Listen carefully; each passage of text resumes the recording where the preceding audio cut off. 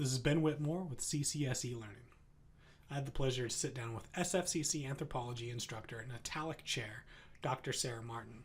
She discusses a variety of assessment strategies she uses in her course. On to the interview. How do you determine the types of assessments used in your course? So I think my default initially is to always go back to the course learning outcomes in terms of trying to moderate what needs to be done and therefore what assessments will get the students there. And then I started to think about that a lot deeper in terms of what if I'm already comfortable with the class. You know, I think there's so much that we kind of, as we go through teaching and we've taught a class over and over and over again, you know what assessments are needed. You know what things really get the students to the learning outcomes, and you know whether or not they're formative or summative, and you kind of know how to get there. So that's one way. I think one of the other things that I do as well is I really think about the modality that I'm using. So am I teaching an online class? That changes how what assignment I do, what type of assignment I do. So it may still be summative, but is it an online discussion or is it a paper?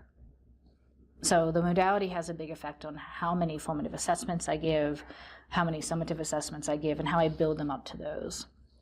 And I think also, in addition to the modality, how I want to run the class. So if it is a face-to-face class that meets 5 days a week, but it's a flipped classroom, that's going to change how many formative assessments they have in terms of prepping them for that discussion in the flipped classroom. What role does formative assessment play in your course design? For me, formative assessment is really significant. So I have, over the course of the last 5 years, I've decreased my summative assessments and I've increased my formative. So my summative assessments still make up the bulk of the class points, but there's a lot more formative that kind of guide them towards those summative. So that way there's a lot more prep, if you will, for them. So they'll get in a lot more contact with the material over and over again, a chance to fail, if you will, and trip on the material, and then a chance to kind of take that feedback and reflect on it. I've found the more and more I do that, the stronger the summative is. So they end up just being this really significant part for me, particularly for the online classes. I find them as a way for the students to engage with the material through the reading, but then also tell me what they're doing, tell me how they're engaged with it, reflect on it in a way that is harder to do in an online environment versus a face-to-face classroom or hybrid environment. So they tend to skew themselves heavy-wise towards my online classes and my hybrid classes, and then they kind of decrease a little bit with the face-to-face because I have them every day. And some of the things I would do as formative assessment online, I just do in the classroom.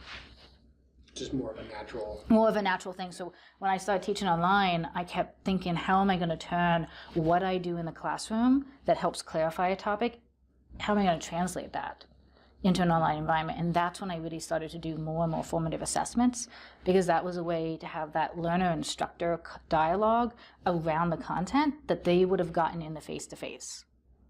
And in a way that they can do it online for like a few points, 2 points or so, and reflect on the reading through either a series of questions or sometimes just asking them, what are your takeaways in terms of how this reading connects to what we're doing? Where do you see the connection? And then to form that dialogue. And that really helps them move through the class, and then it really helps with the summative assignments. Hopefully, I've already fixed some kinks that were happening. Yeah, catch them before before the grade is too heavy. Yeah, and I think that's because even the formative assessments actually only make up, I calculated it before I came here, they only make up, for all my classes, the formative assessments, even though I grade them, they only make up 10% of the overall grade. Mm-hmm. So they get so much of a benefit from that 10%, but it's how they apply that benefit.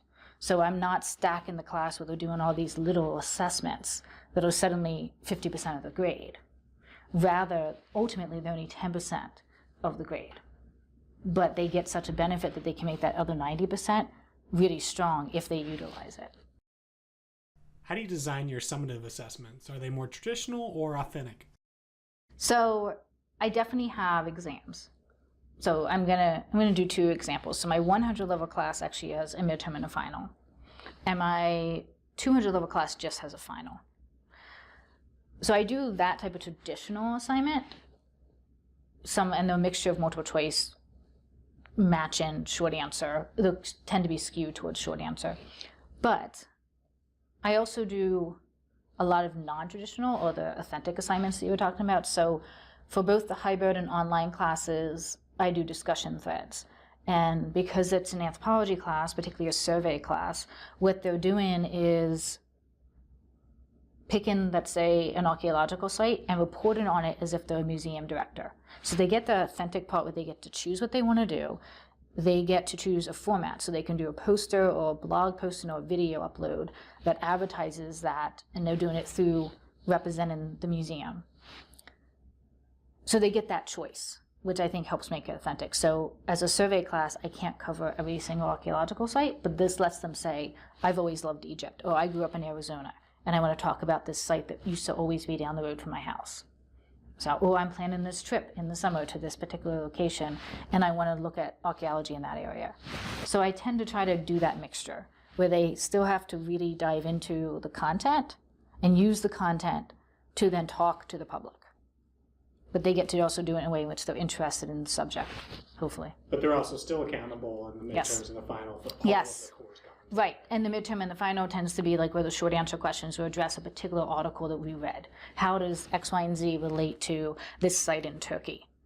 You know, or how do you do X, you know, how does this all, you know, if you're going to read this particular paragraph, how are you going to be able to determine what's favorable and unfavorable in an environment based off of natural selection? So they're kind of take-home major points on the exams. Cool. So, in which their kind of authentic summative assessments add up to being equivalent to the exams. So they end up being the same in terms of the overall weight of them. Because that was one of the other questions you asked was about weighting. Yeah. So they end up, so I went through and kind of calculated it. So their formative assessments are the lowest, even if they feel like they're probably most engaged with them. But the summative ones, although different, traditional and authentic, tend to align in terms of the total number of points. Now, you have a unique formative assessment that you do. Yes. Can you kind of just explain that briefly? So what do you mean by the unique part, just to make sure? Do you mean because of how I call it? Yeah, that and how they have the option to choose specific ones. So I call them engagement activities, and I explain the value of them. So then I call them formative assessment to them. But on the grading sheet, they're called engagement activities. And they have to complete a certain amount of them per quarter to tally up to that 10%. But I tend to overload it so that there's a lot of formative assessment. So there's a lot of engagement activities that they can do. They don't have to do all of them. And that lets them kind of have the flexibility that if they're reading something, they're like, I totally get this. It's not like they have to turn something in with it. So it also gives them a little bit of responsibility to figure out where they're struggling and kind of take a little bit of ownership of that. But it also lets me see who's not.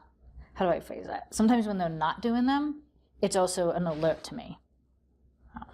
But even for the face-to-face classes, it's been good to kind of monitor that, where they get the choice of saying, actually, you know what? I'm really good, and I feel really comfortable with evolutionary theory because I am a bio major. I don't need to do some of these engagement activities. I just need to be in class and listen and talk to other people. As opposed to, okay, now we're into primatology, and I'm completely lost. Let me do these engagement activities and get her feedback. Cool. No. So it lets them kind of be a little bit flexible. But it lets them be a little bit flexible too and kind of take the ownership where they need to. Mm-hmm. So, and there's just enough.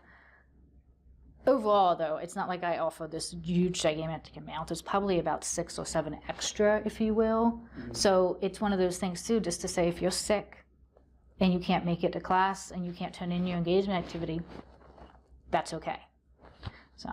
Yeah, you can pick it up later, right? Oh, and because I call them engagement activities, you can't turn them in late because you're meant to be engaged. Right. So it also is a really good, the terminology I use is a really good way to try to express to them, this isn't just you writing 2 lines of something. You're meant to be here for the face-to-face and hybrid and engaged, or online, you're actually meant to reflect on it. So it lets me not have to deal with a lateness policy in association with it. Sure. Just built into the structure. It's built into the structure, yeah. Of the activity. So, and sometimes too, what I'll do, even if I don't have one planned, like today, I didn't really have one planned for my 9:30 class, but there weren't as many people in that class than there should have been. So we ended up having a really good conversation, and they ended up getting a lot of answers, and we had this really good dialogue about what we were talking about. And I just was like, sign an attendance sheet. I'm turning today's discussion into an engagement activity because there's some reason there's 10 people missing. Sure. So I also sometimes do it like that. Like if you come and you could tell everyone had come, who was in class, had engaged with the reading, they had questions, they were ready, and it was a really good dialogue. And it's like, okay, this is also the benefit sometimes of being prepared, is that you guys just really create a really good learning community, and I much rather see that get rewarded.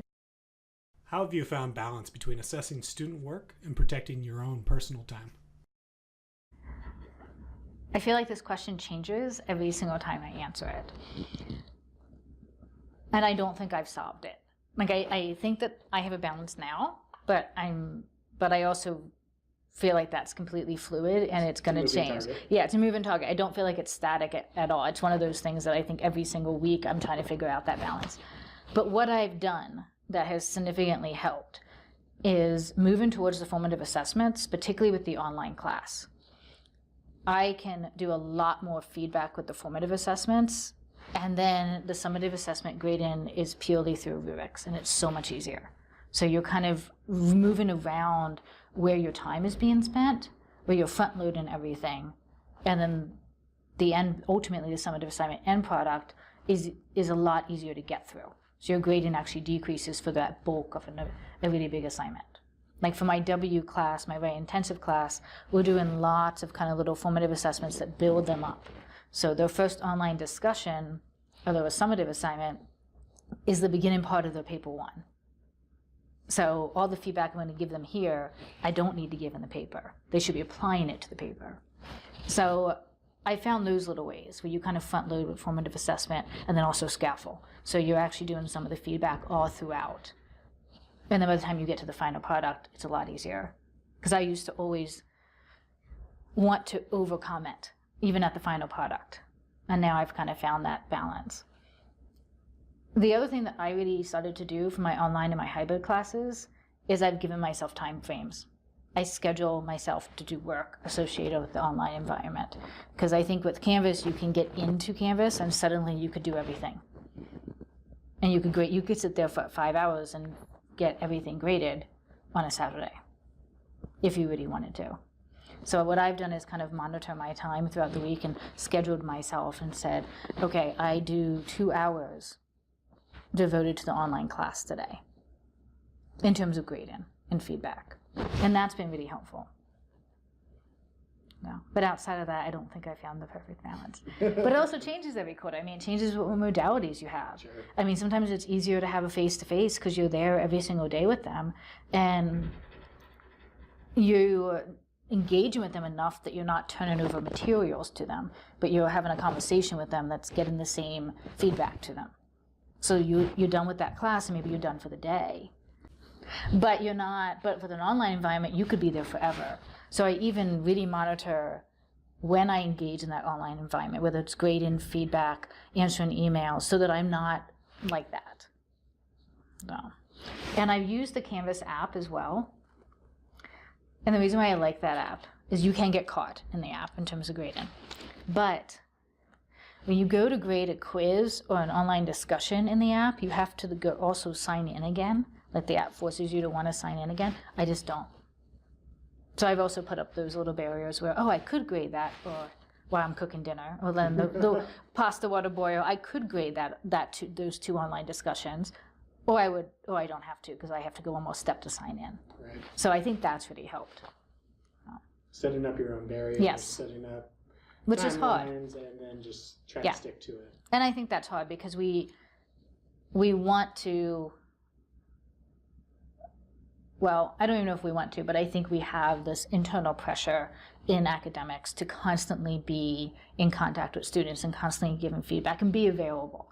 And I think setting up those boundaries and being realistic about the fact that the more rest, if you will, you have, and the more time you give yourself on your own to reflect and rest and recover and focus on yourself, the better you actually are when you're in the classroom or you're given feedback, because then you're not just completely drained.